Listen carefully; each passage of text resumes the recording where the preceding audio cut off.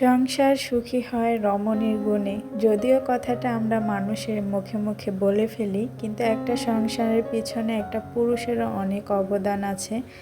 সেটা কেউ মানুক বা না মানুক, আমরা মেয়েরা অনেক আবেগের বশে বলে ফেলি যে সংসার সুখী হয় রমণীর গুণে। আসলে একটা সংসার গোছাতে হলে যেমন একটা মেয়ের অনেক বেশি গুরুত্ব দরকার, ঠিক তেমন একটা পুরুষেরও দরকার। সে যদি রোজগার না করে তাহলে কখনই একটা মেয়ে সংসারটাকে সুন্দরভাবে গুছিয়ে আনতে পারবে না। টাকা জিনিসটা আমরা বড্ড অনেক বেশি প্রায়োরিটি দিয়ে থাকি। তার কারণ হচ্ছে টাকা মানুষের অনেক উচ্চতরে নিয়ে যেতে পারে বা অনেক নিচু স্থানেও কিন্তু নিয়ে যেতে পারে। টাকা সম্মানটা এনেও দিতে পারে, আবার নিয়েও যেতে পারে। এরকমটাই কিন্তু একটু চিন্তা ভাবনা করলে বুঝতে পারবেন।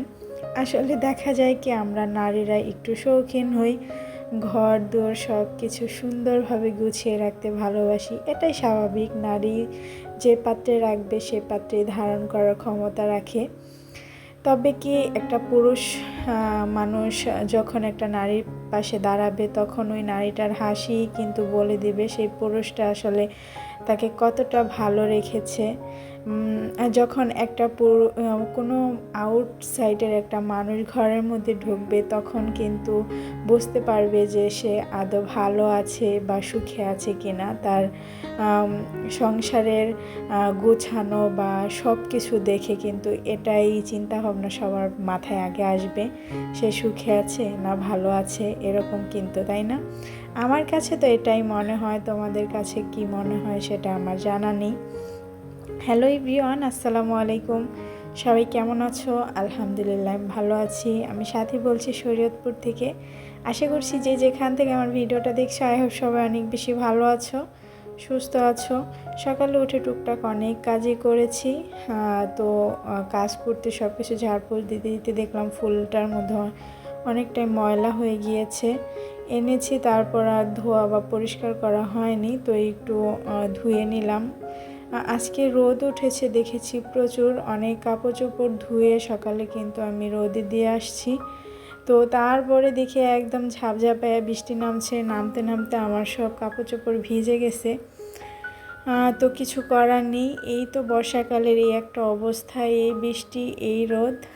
যাই হোক, কয়েকদিন যাবৎ প্রচুর বৃষ্টি হইতেছে আর অনেক দিন ধরে আমি ভিডিও দিচ্ছি না। তার কারণ হচ্ছে আমার ফোনে একটু সমস্যা হচ্ছিল ভিডিও আপলোড দিতে, তার জন্য আর কি ভিডিও দিতেছি না। তো এই তো আমার ফুল টুল সব কিছু ধোয়া হয়ে গেছে। এখন সকালের যে থালা বাসনগুলো ওইগুলোই ধুয়ে নিব। আর কেন জানি না আমার অনেক থালা বাসন হয়ে যায়। আমি মানুষ একা, কিন্তু এতগুলো থালা বাসন হয়। আর এখন তো ইহান আছে, তার জন্য আমি বেসিংয়েই ধুই, কিন্তু যখন ইহান ছিল না তখন কিন্তু আমি পুকুরে থালা বাসন ধুইতাম। তখন একদম বল ভর্তি করে নিয়ে যেতাম। তখন আমার ওই পাশের ঘরে ভাবি আছে, সে বলতো যে শায়লা তোমার সরি, আমার নাম আর কি আমার বাসায় সবাই শায়লা বলে ডাকে, তো সেও ওটাই আমাকে সম্বোধন করতো আর বলতো যে এত থালা বাসন তোমার কিভাবে হয়, তোমরা মানুষ হয়েছে দুইজন। তখন ইহানের বাবা ছিল।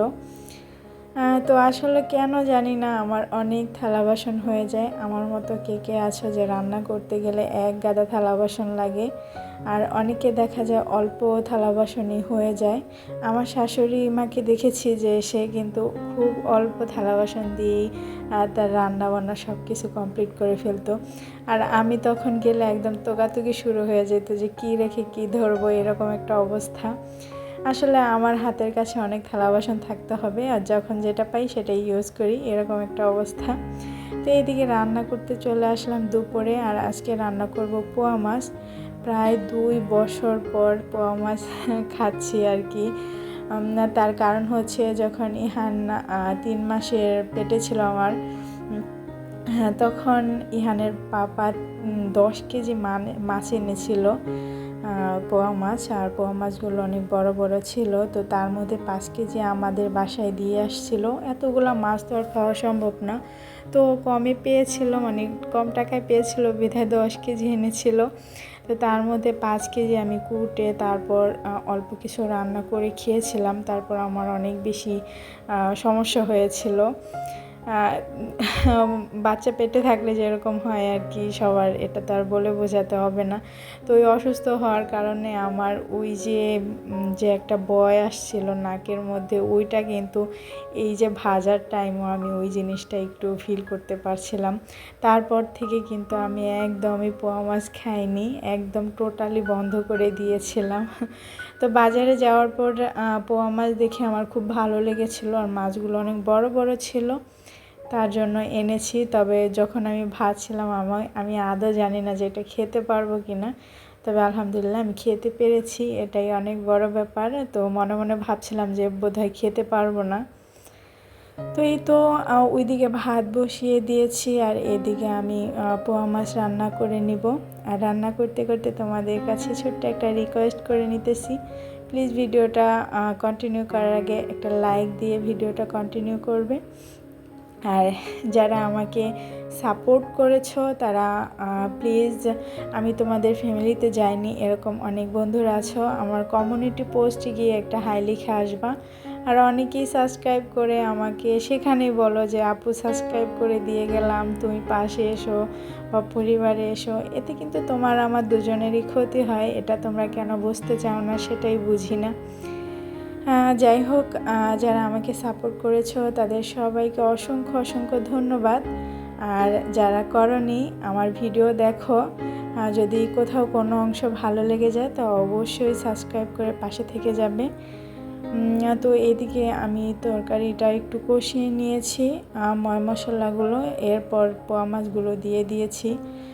আর পোয়া মাছ দেখবেন কোনো তরকারি দিয়ে কিন্তু একদমই মানায় না, পোয়া মাছ সবসময় ভুনাটাই মজা লাগে।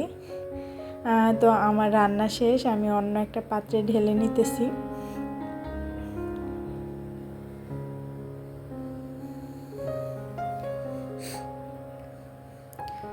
তো এটা হচ্ছে বিকেলের দিকে আমি একটু পুকুর পাড়ে এসেছি।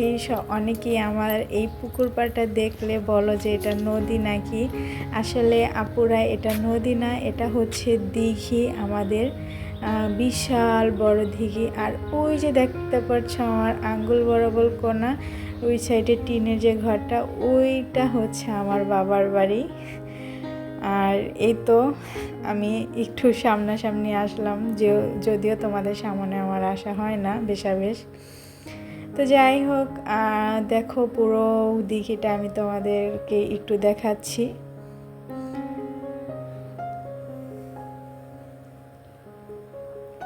দেখতে পাচ্ছ কত বড় দিঘি, আমাদের এই দিঘিটা বিশাল বড়। আর এই দিঘি পুরো পাড়ে যারা যারা আছে তারা কিন্তু এটা সরকারের ভিড় থেকে এনে তারপর বিক্রি করা হয়। এবছর প্রায় 50 লাখের উপরে বিক্রি করেছে। আর এই টাকাগুলো সব যে পাড়ে যারা থাকে, যেই মানুষগুলো সবাই ভাগাভাগি করে এই টাকাগুলো আর কি নেয়। এই তো তোমাদেরকে দেখিয়ে দিলাম আমাদের দিঘিটা আর কীরকম, আর অনেক সুন্দর কিন্তু এটা, আর অনেক বিশাল বড়। তো আজকে এ পর্যন্তই, সবাই ভালো থাকবা, সুস্থ থাকবা। আর যেখান থেকে আমার ভিডিওটা দেখছো তোমরা কীরকম আছো সবাই অবশ্যই আমাকে জানাবা। আজকে এখানেই বিদায় নিচ্ছি, আল্লাহ হাফেজ, আসসালামু আলাইকুম।